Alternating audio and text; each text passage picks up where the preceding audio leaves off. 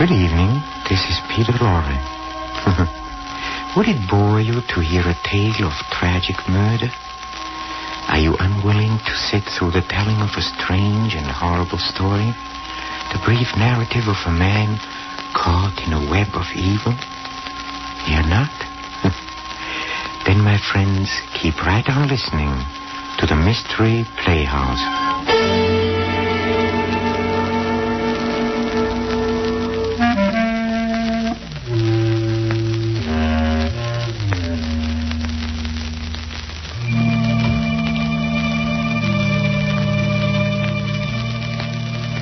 A sense of humor, I've heard it said many times, is of real benefit to him who possesses one.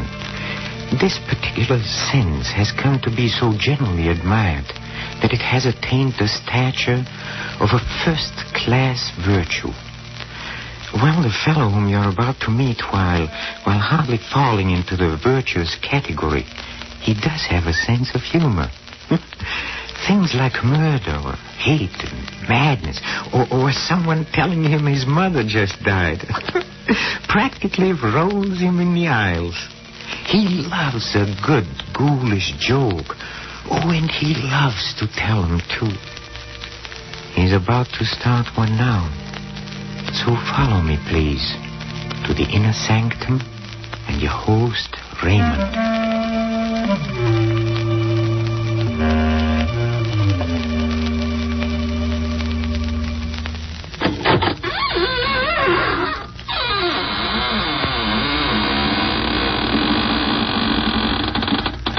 Good evening, friends of the Inner Sanctum.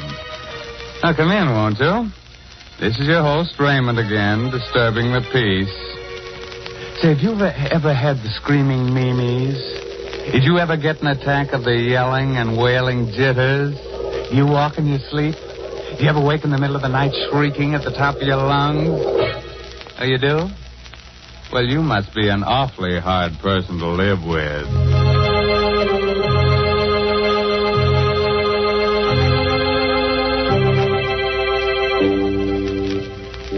Well, friends, it's time for our story to begin. From this point on, forget everything pleasant. Get a finger ready to chew on, turn the lights down low, and listen to Peter Lorre tell you the blood-curdling tale, Death is a Joker. Come with me to the criminal courts building. A tense hush falls upon the spectators as Charles Luther takes the stand. Gentlemen of the jury, I'm accused of murder. I'm an actor, a comedian. Look at my face. Ugly, huh? Yes, so ugly that whoever looks at it laughs. I'm not telling you this to win sympathy for myself. I tell you this because it is important to your understanding the strange events that brought me to this courtroom today to plead for my life. Shortly before midnight of November 28th, I went to the apartment of my friend Robert Langlow, the famous actor and matinee artist. Charles, well, this is a surprise. Come in. Thank you. Would you like a drink? No, don't bother. I don't want anything. No? Well, then, here, may I take your thing? Oh, excuse me. Hello. Oh, George. Yes, I have the money for you. You'll be up? When? 20 minutes? Yes. Goodbye. George Gelvin. You know him, Charles? Yes. Rotten actor. But an excellent poker player. So I've heard. Robert, before leaving the theater tonight, someone told me that you and Julie Winthrop are going to be married. Is it true? Yes, we'll be married in 2 weeks, right after my wife gets a decree in Reno. You must not marry Julie. Not marry Julie? Well, who are you to tell me what I can do? I know Julie well, and I also know you. That's why you must not marry her. Charles, it might be better for you to mind your own business. Julie and I are in love with each other. No, you're not. She's fascinated by your good looks. She's impressed by your fame, but she does not love you. Now, look here. We may be old friends, but I've stood all I'm going to. Wait a moment. I get it now. You're in love with her yourself. I I in love with Julie? No, we are just friends. Friends? You're madly in love with her. That's why you came here tonight, isn't it? No. Friends. Stop your laughing. You in love with a girl like Julie. Why should my love make you laugh? Oh, so you admit it, huh? All right, I do. Why is it so funny? Do you think she'd have you? You, a clown, ugly, clumsy? You in love with Julie? And why not? Why not? You! Stop your laughing. Stop it. Can I? Look at yourself. Charles, let go of me. No. You're choking. Let go. A joke, huh? Charles. A joke. Laugh. Go ahead. Laugh now. Laugh. Robert. Robert. I didn't mean it. Robert. Lord, what have I done?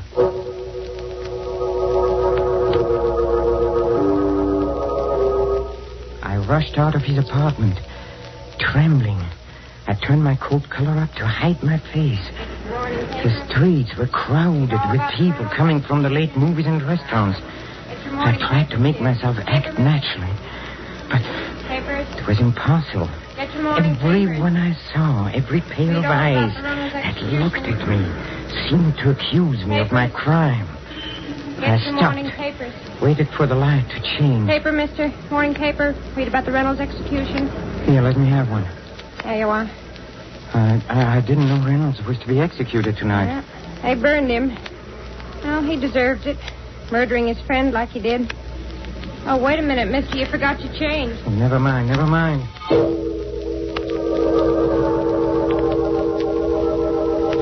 I went to my apartment and I looked at the newspaper I had bought. There was a photograph of Reynolds on the first page. In his face, I saw my future. The shattered hopes, the torture of the trial, the horrible, nerve-wracking experience of waiting for death. I flung the paper away. I went to the window. I opened it. I looked down 17 stories to the ground. How tiny people looked. The automobile lights moved like so many fireflies. I climbed out on the edge. I braced my arms. I took a deep breath. One last look. I closed my eyes and... Doorbell rang. I hesitated a moment. I decided to answer it. I closed the window, went to the door. Hello, Charles. Julie. Why did you rush away from the theater tonight? I was anxious to talk to you.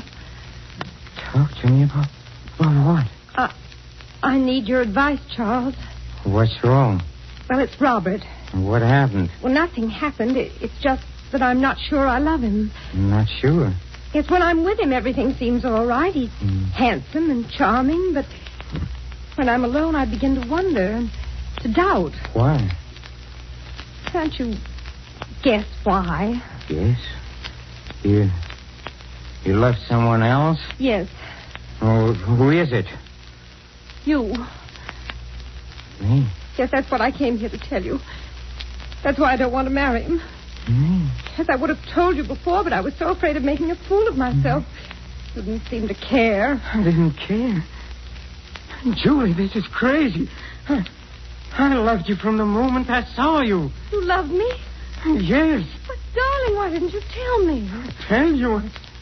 How could I? You're so young. You're so beautiful. And look at me. Ugly, clumsy. How could I speak to you? Fools we both were. How you look means nothing to me. Nothing? Of course not, darling. How lucky we are we found out in time. Time?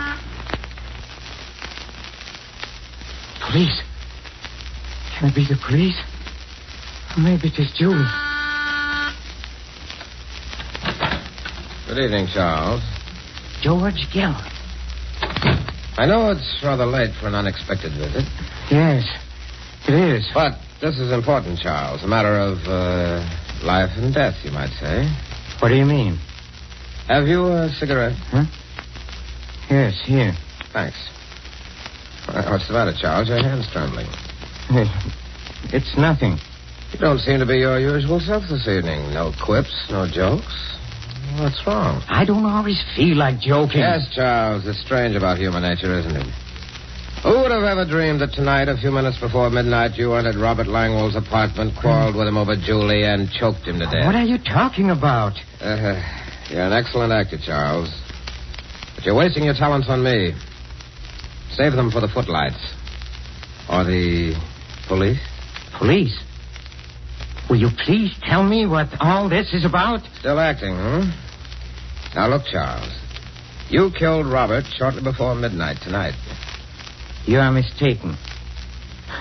I was in a movie at that time. So that's your alibi. Very clever. Now, Charles, either we discuss terms now, or I go to the police. Wait. How did you find out? That is my secret. What do you want? Money. All you have on hand. All you can dig up. All right. Come with me. I have some money in the bedroom. All right. Just a moment. What is the business? Yes. Why? I'm taking no chances. Let's go. All right. Well, where's the money? Charles, stand back or I'll fire. Stand back. No. Let go of my hand. Let go.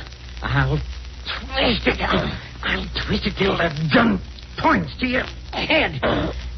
There. Charles, let go of my hand. You don't know what you're doing. Go on. Fire now.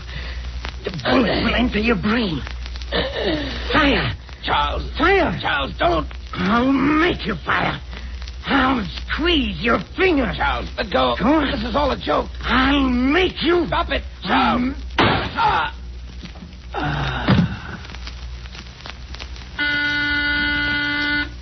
Just a second. Just a second. Charles. Darling, there's nothing more to worry about. Everything's all right now. We can be married and go on living and never fear anything. What makes you say that? Darling, you didn't commit a crime at all. What do you mean? Robert's alive. Alive? Yes, he's downstairs now paying the taxi. Robert is alive? Yes. I spoke to him about the marriage, and he was wonderful about the whole thing. Darling, aren't you happy? Our worries are all over. You can smile and be gay. That must be Robert now.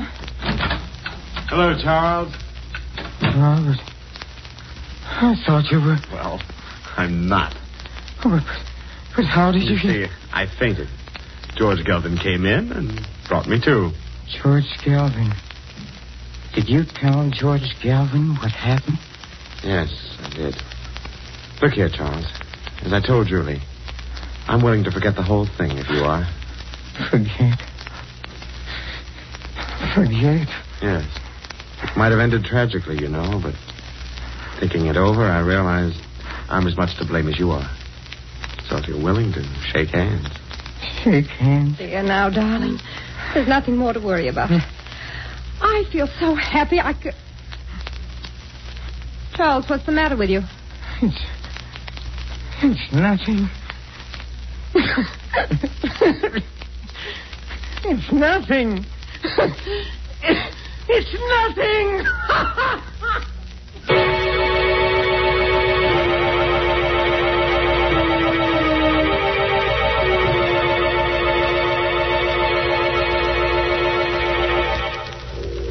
Gentlemen of the jury, I became a criminal because I thought I had committed a crime and I had to think like a criminal. My motives were those of all men. I wanted happiness and wanted marriage to the woman I loved. What would you have done in my place?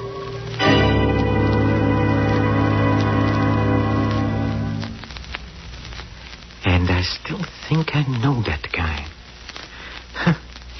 I wish I could place him. Well, it must be wonderful to have a sense of humor, but I don't think Charlie feels much like laughing. Do you? We'll pay a return visit to the inner sanctum and its fun-loving host Raymond soon, but don't go, please. Not until we drop in at the green room, where the players are rehearsing our next performance in a mystery playhouse. Come with me, please. Come. Change the dressings at midnight and again in the morning, nurse. Yes, Doctor. Well, Doctor, what did you find? Will I be blind? Is it very bad? Now, take it easy, Mr. Denton. There's nothing to worry about. Nothing at all. You're sure? You aren't just saying that. I'm quite sure. Valerie, did you hear that? I'm not going to be blind. Valerie, where are you? Right here, darling. Did you hear? I won't be blind. Isn't that wonderful? Yes, darling, it's marvelous. You don't sound very excited. Valerie, don't you realize I'm going to see again? She doesn't sound excited because I don't want you to be excited, Mr. Denton. You've got to relax. Try to sleep. Sleep? With this ungodly pain? My eyes feel as though they were on fire. That will stop as soon as the opiate I gave you takes hold. You'll be comfortable, I'm sure. Now, good night. You're going now, Doctor? Yes, I'll look in on your husband in the morning. Stephen? Yes, Valerie? Do you mind if I step out into the corridor for a moment? But you promised not to leave me. I'm afraid, Valerie. Everything's so dark. The nurse will be here, dear, if you want anything. I just want to ask Dr. Wade some questions. Questions? But he's already told us. Yes, Stephen, I know. But I'd like to find out about the treatment and how I'm to take care of you when we get you home, you know. Just little things. All right. But hurry back. I want you near me. I will, dear. Good night, Mr. Denton. Good night, Doctor. And thank you. You're quite welcome. After you, Mrs. Denton. Thank you. I suggest we step into the consultation room across the hall. We'll have more privacy. All right. Here we are. Thank you. Well, it's been a long time, Valerie. Yes, Paul, it has. Almost 10 years, isn't it? About that. Strange that you should have called me, of all people, to treat your husband's eyes. Oh, I was panicky, Paul. I didn't know what to do. It all happened so suddenly. Stephen was working in his laboratory at the house when suddenly I heard a violent explosion. I ran in and found him clutching his eyes and screaming, "I'm blind." First thing I thought of was an ambulance. Then you... Why didn't you think of me 10 years ago? That's not fair, Paul. Was it fair to turn your back on me and then to marry a man almost twice your age? Paul, please, why bring up ancient history? It isn't ancient history to me. I've never forgotten you. Paul, about Stephen's eyes. What about them? I have a feeling that you weren't telling him the truth. You're right. Oh, you mean he's not going to regain his sight? He's going to be blind?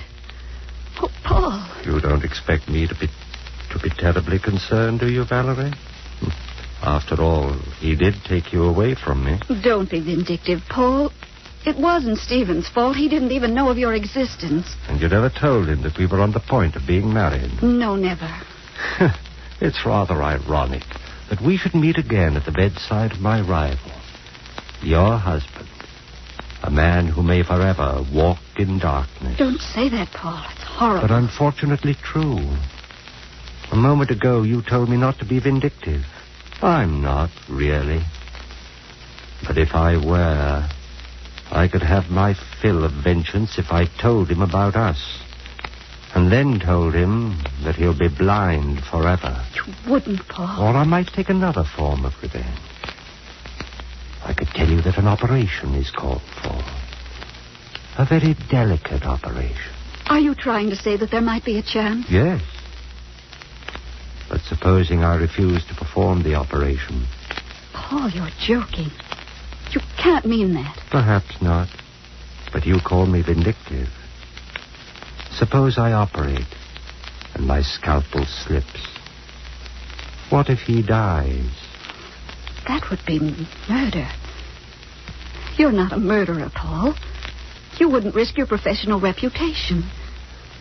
Why must you torment me this way? You really love him, don't you? Yes, I do. Then forget the things that I've been saying. I want you to think of me as a friend. I want you to trust me. I do trust you, Paul. Thank you. Now as to the possibility of surgery. Here is the situation. The transparent film over your husband's eyes, the corneas, were burned and torn by the explosion. They've been so damaged that blindness will result, even though the eyes heal. But you think an operation would cure that? Possibly, although it's a very delicate job.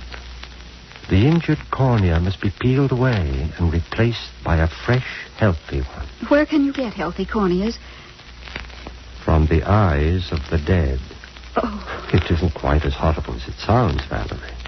You know, dying people often will their eyes for just this purpose. We maintain what we call a corneal bank.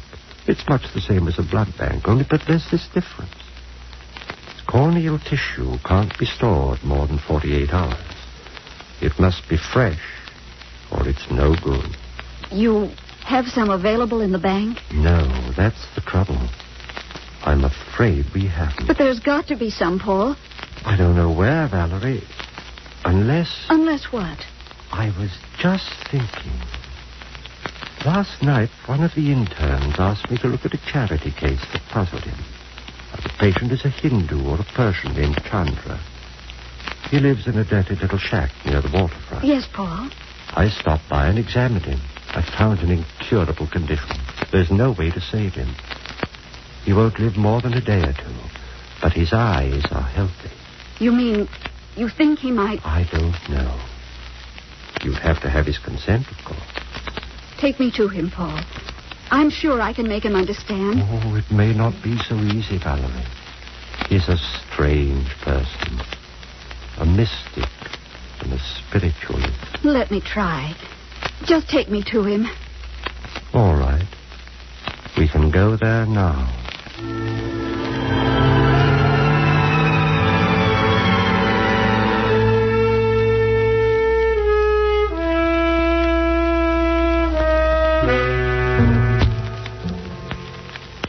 Doesn't the doctor sound familiar to you? Huh? That's right. It's Boris Karloff, up to his old tricks. I think it might amuse you to be on hand for our next performance, when we present Mr. Karloff and Creeps by Night. This is Peter Lorre closing the doors of the Mystery Playhouse. Good night. Sleep tight.